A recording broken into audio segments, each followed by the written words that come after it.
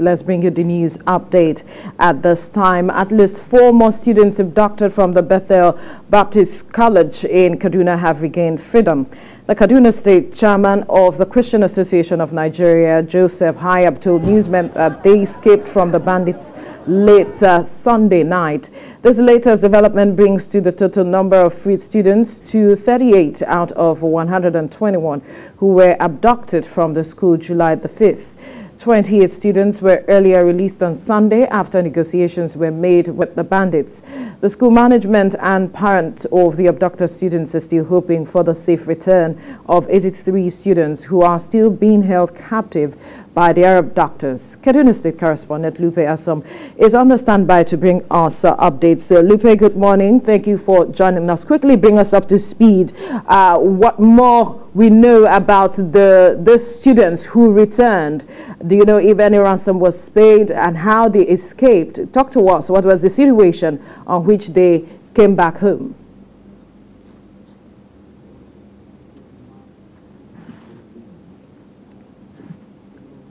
Lupe, can you hear me?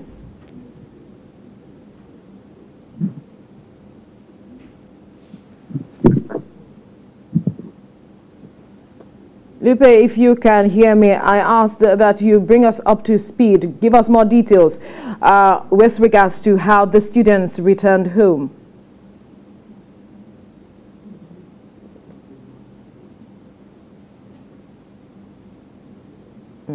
All right, we'll definitely get back to Lupe as soon as possible, but if you can watch the visuals on the screen, these are the students who are said to have returned. 4 of them. This is coming on the heels of 28 of them, which were also released earlier on Sunday. Just barely 24 hours later, 4 more students were also said to have been released. And we're still trying to get in touch with our correspondent Lupe Asom to bring us up to speed with developments there. But we must also tell you that the Kaduna State government has indefinitely, closed schools. Schools are not going to resume anytime soon. The government is saying that because of the attacks on bandits trying to crush the activities, so they are asking that parents keep their words at home. And we'll also get more information from our correspondent there in Kaduna as soon as we can. But let's quickly move on to other stories at this time. Now let's talk about the trial of Nnamdi Kanu, the leader of the indigenous people of Biafra, which suffered a setback on Monday after the DSS, that's the Department of State Services, failed to produce him in court. Judiciary correspondent Celestina Iria reports. It was a hellish experience for lawyers and journalists who had come to monitor proceedings of Nnamdi Kanu trial at the Federal High Court Abuja. Lawyers, litigants and journalists were subjected to different forms of security checks and frisking before they could gain access into the court. This is a court that is public, and we've been covering this court for years. We've covered high-profile cases, case of national importance. So why is this case different from others, and why are they preventing journalists from covering the proceedings? Only selected journalists were allowed into the court premises, with operatives of the DSS claiming they were under strict instructions to restrict the number of journalists that will be allowed to report the court proceedings.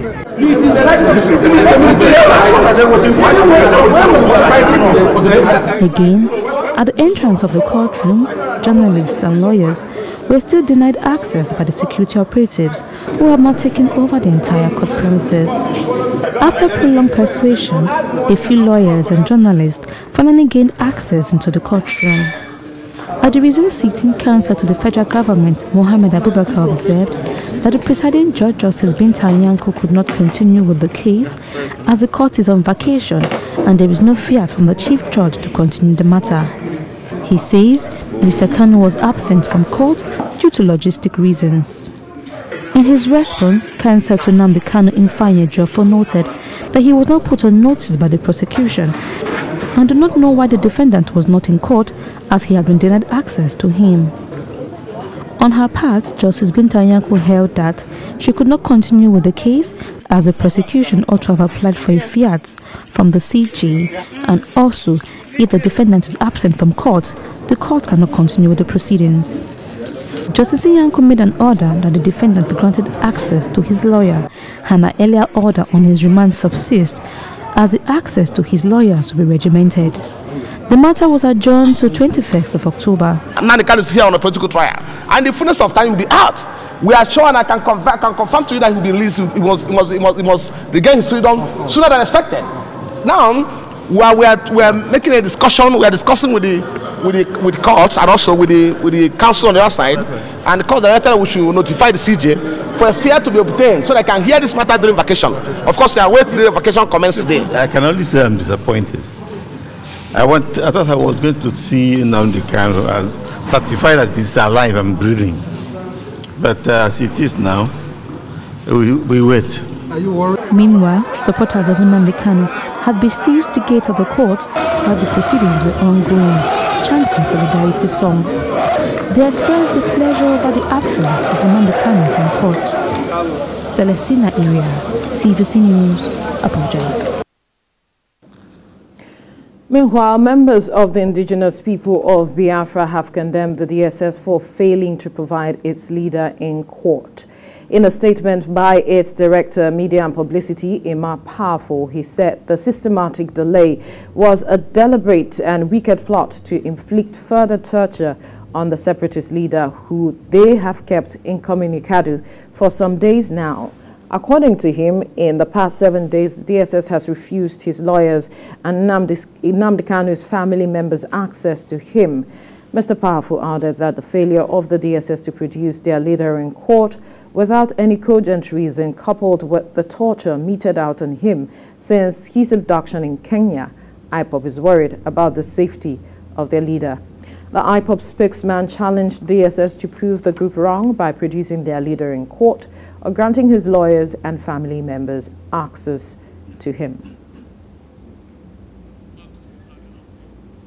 All right, let's take you back to our earlier story talking about the situation in Kaduna where at least 4 more students abducted from the Bethel Baptist College in Kaduna have regained freedom. And our correspondent Lupe Assam, who is in Kaduna, is standing by to bring us up to speed. Lupe, quickly talk to us about the circumstances surrounding the freedom of the 4 students. Well, good morning. Thanks for having me. We got reports yesterday night that 4 of these students regained their freedom.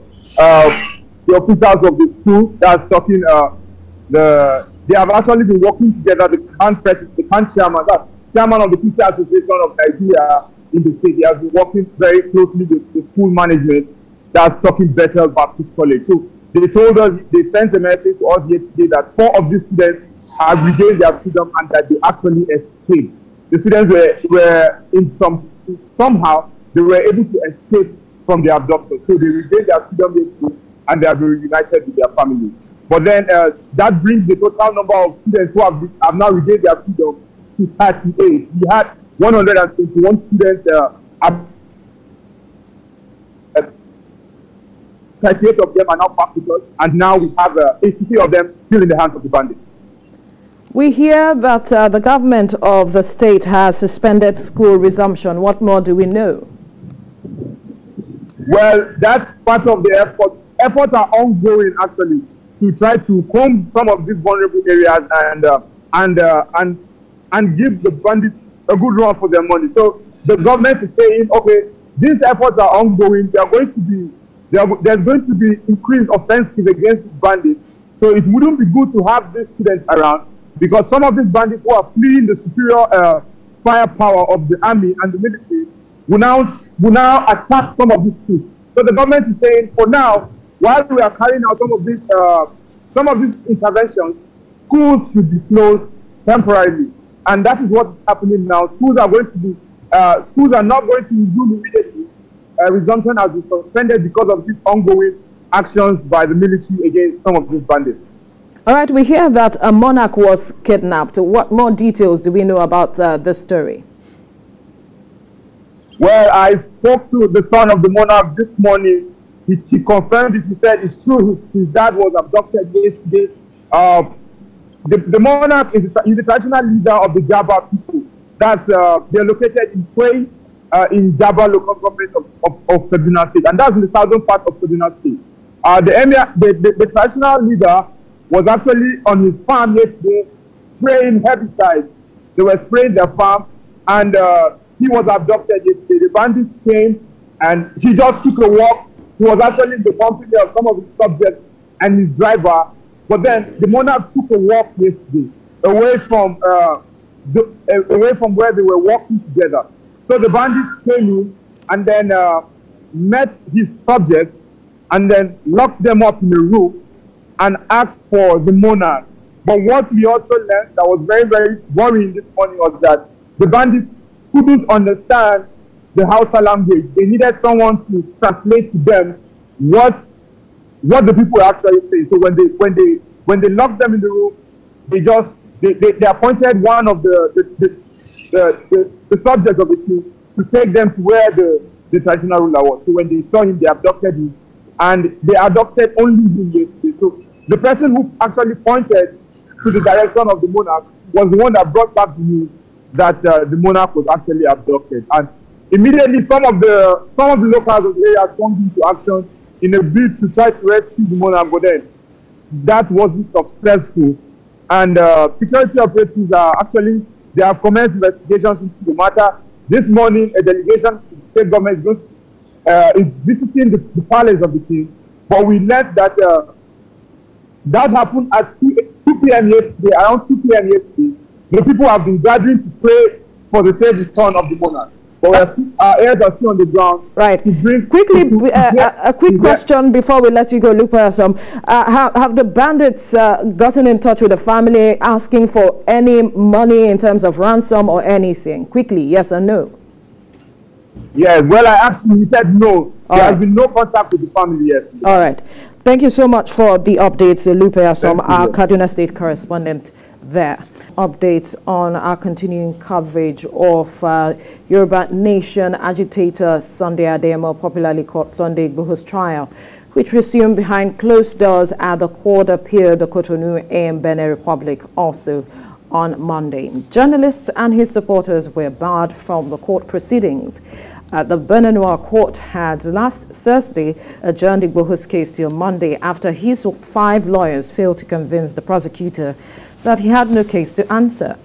The Beninese authorities have, however, released the wife of the agitator, Rokpo, who was arrested with the activist on Monday, July the 19th, 2021, by an international criminal police organization at the Kajehun Airport in Cotonou, Republic of Benin, on their way to Germany. Many supporters of Yoruba Nation agitator had thronged the court on Monday to witness the trial of the activists. This is despite earlier warnings that Benin Republic courts are not used to large crowds during sittings. They were later dispersed by security officials. Now, joining us to look at the developments with regards to the Nnamdi Kanu's trial, as well as that of Sunday Igboho, is UK and Nigeria solicitor Olufemi Aina. Good morning. Yes, good morning. Thank you for joining us on TVC Breakfast. Let's quickly look at developing issues surrounding these cases. Let's begin with Nnamdi Kanu's. The DSS said that their inability to produce him in court was logistic reasons, and that has generated reactions, especially from the Ndigbo, there's the Ohaneze Ndigbo, as well as some other persons, his lawyers, who are saying that is not supposed to be. But let's get your reaction first to this development coming from the DSS, because one would expect that the DSS knows that this case was going to happen that day. And that's the disturbing aspect. And I must let you know, this logistic reasons, it is nothing but a convenient excuse. And it's like you asking a latecomer, why are you late? He's going to say it's because of traffic, because it's a convenient position. Now, what is the logistic problem? There was no logistic problem when you bring in, you manage to get him from Kenya to Nigeria. Right. And now he's in Nigeria, just to move him from the DSS headquarters, wherever they detain him, to the court. You are now citing logistic problem. You see, it even shows that some of these people need to have their head seriously examined, in the sense that, number one, you know, this is a case that will generate a lot of public, it's in the public space already. Absolutely. And this is a sensitive case. On the other hand, what I'm used to from experience is that in such cases, you don't move him in the morning. He probably get to that court as early as 5 a.m. because there's a holding cell in the court premises. So you keep him there. But if you move him during the day, considering the level of support and the reaction and what have you, there's a possibility that, well, along the line, people might hijack the Black Maria or whatever you are using to move him. And in any event, if you want to move somebody, a high-profile accused person, such as Nnamdi Kanu, you don't use the normal vehicle in the real sense of it, because, you know, people can suspect that, yes, he's going there. And in any event, my major concern is that are they not aware this guy is supposed to be in court yesterday? Yes. And there should have been a proper preparation. But having said that, it's still a blessing in disguise for Kanu himself. How so? In the sense that this will give him sufficient time to prepare his defense, because the case is not coming up until 21st of October. His lawyers are saying, according to the reports we are hearing, he's not being granted access to his that's not supposed to be, and that goes to the root of the fair trial. Because at the end of the day, access to a lawyer of your choice is a fundamental right as well. And it is very important. He has unrestricted access to his lawyer, in the sense that you cannot monitor their discussion, you cannot even watch his discussion with his lawyer. So if they don't give him access, how are the lawyers going to defend him? That can cause all sorts of issues. Because what normally happens is that when you go into a prison visit, if the accused is in prison or the police cell, if it's at the police station, the police give you what is called disclosure, that this is what we have, blah, blah, blah. You ask them questions. Then you go inside and meet the accused person, and then you have a discussion in private. If at a point you realize that, look, it's better you keep quiet, you can tell him to maintain his right to silence by not answering police questions. No doubt they will be asking him questions, we just say no comment, no comment, no comment. Although that has an implication, because if the matter gets to trial and you enter the witness box and they ask you, are you guilty or not guilty? And you turn around and say not guilty. The prosecutor is going to ask you that, but you had the opportunity to prove your innocence at the police station. Right. How come you didn't answer question and you are now answering question here? So that can cause all sorts of issues. But you know, I don't want to give much away. There are reasons whereby you can advise the accused person that don't answer their question, because they are supposed to prove. But the way forward now is that the case has been adjourned, and the judge did something remarkable yesterday, because he said, look, if there is any development in between yesterday and 21st of October, contact my staff, they can call me, and then because the court is in recess. Yes, they are in a vacation. They are vacation now. Yes. So because of that, I can easily come in, and no doubt there will be a lot of issues, because you see, this is a case that will generate a lot of tiara and tantrums along the line, because it may well be when Kanu comes into the court, there might be a lot of hue and cry here and there. But let's wait and see how it plays out. But what the DSS did yesterday undermined the rule of law. It undermined the need to bring an accused person to justice in a very punctilious way. And citing logistic and unnecessary excuses, that doesn't help. But the Justice Binta Nyako said that she wasn't going to go ahead with the trial because of his absence. But some persons are saying, could she, or asking rather, could she have gone ahead to try him in absentia? Well, now that is the issue. Fundamental, you see, we practice what is called adversarial system of justice here.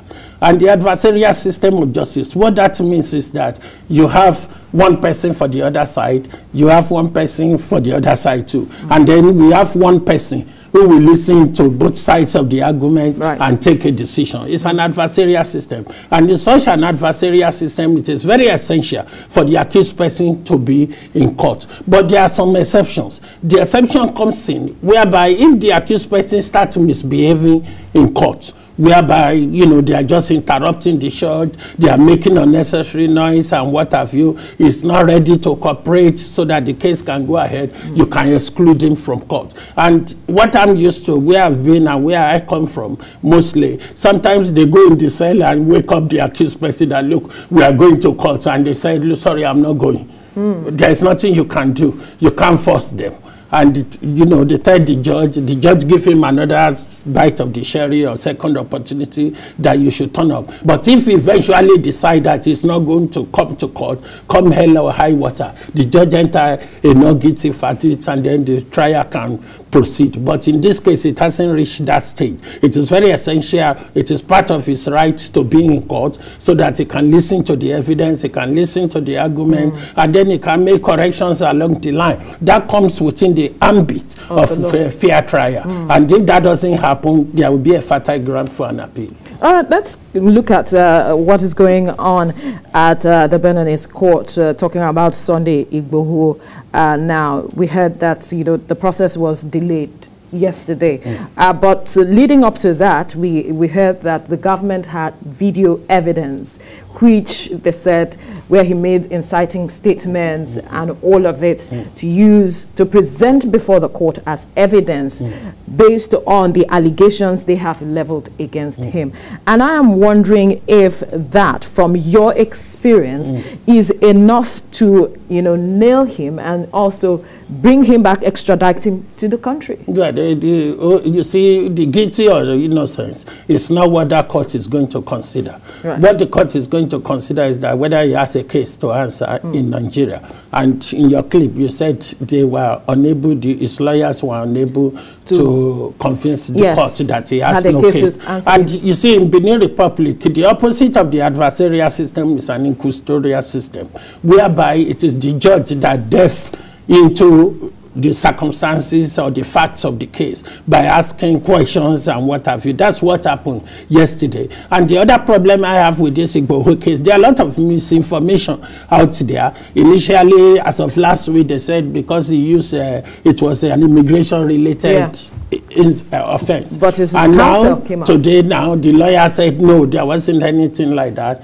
that now. So what happened yesterday will probably be an extradition hearing anyway. Yes. And it is a formal process where a decision will be taken whether it should be extradited or not. And then you see what happened again, that they said, look, we don't want members of the public there, we don't want journalists there. Because, the sensitive nature of the case, require that, look, you don't let the public know how you monitor people. Sometimes you don't want the public to know how you bug telephone. Well, it's still boiled down to the security of the state. Because don't forget, the state has some privileges. And some of them is that they can't be telling you how we monitor people. And sometimes, I was even telling somebody that you see all these Loma ladies cleaning the streets. Sometimes you don't even know whether they are working for Loma or some of them are security agents monitoring who is coming in or who is going out. So there are a lot of tactics which they use, and they don't want the public to know. If criminal gets to know that, definitely they will find a way to circumvent the system.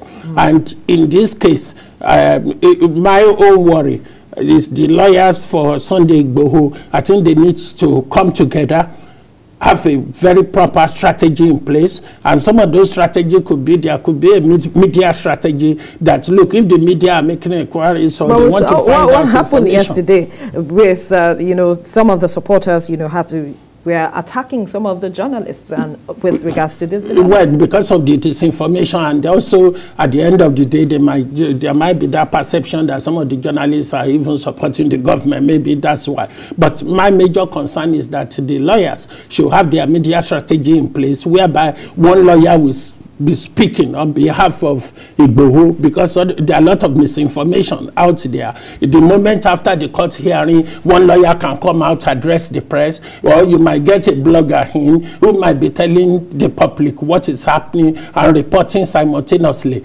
And even if it's in other country, there might even be a strategy to be attacking the judge using the media. Sometimes, it happened in America a lot. And you recall vividly when some people sued Trump University. You could see President Trump attacking that judge, that this judge, this. You see, sometimes those are part of the strategy. And my major concern, the way things are going for Sunday Igboho, I think it's very important they speak with one voice. Somebody will be carrying the public along to avoid all this misinformation. Because if you don't manage those misinformation, it can trigger what happened yesterday, where journalists are being attacked, and it could trigger all sorts of of things. So it is very important. But my major concern, whether Sunday Igboho come back to Nigeria to answer this or not, it is not a matter we can decide here. It is a matter which the judge will decide. Absolutely, because some have even said that at the end of the day, from the look of things, a political solution is what might end the whole issue. But then let's look at the aspect of government's handling of both cases, because a lot of persons are beginning to speak that because of what these persons represent, both sides are watching how government is handling each of the case.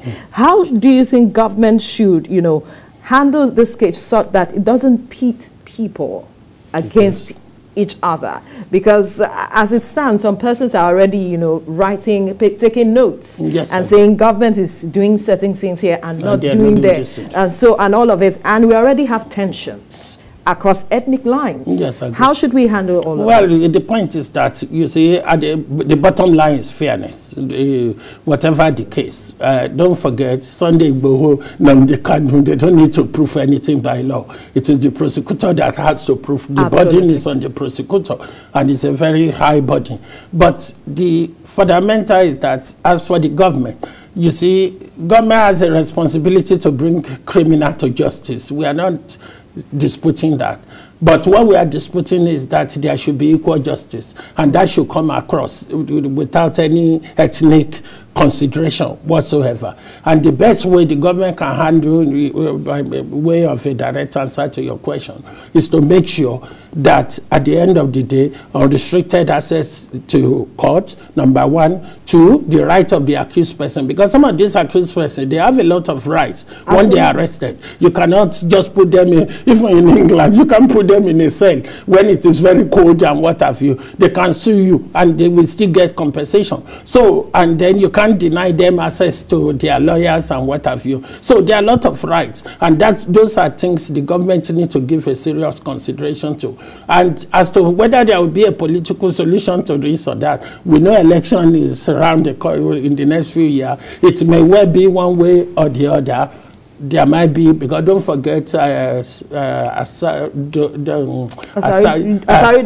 Dokubo. Yeah, you remember at the end of the day what happened. There was a political solution and then he was released. So it may well be in the long run that is what is going to happen. Whether that happens or not, time will tell, because time is a good weapon. Absolutely. And one more question. Yes, I was speaking with a guest yesterday, and I talked about the fact that the international community is watching, because these cases are of interest to a lot of persons outside Nigeria as well.